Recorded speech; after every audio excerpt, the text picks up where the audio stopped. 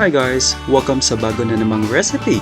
Today, gagawa tayo ng ginataang bilo-bilo. Ito ang mga ingredients. But first, gagawa muna tayo ng glutinous rice balls or bilo-bilo.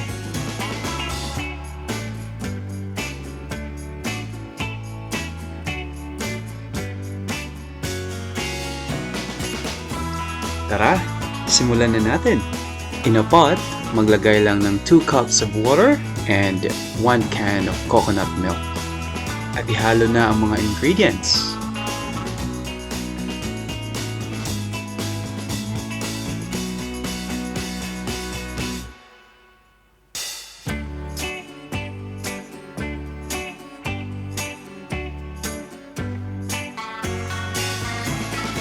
Ito na ang ating ginataang bilo-bilo.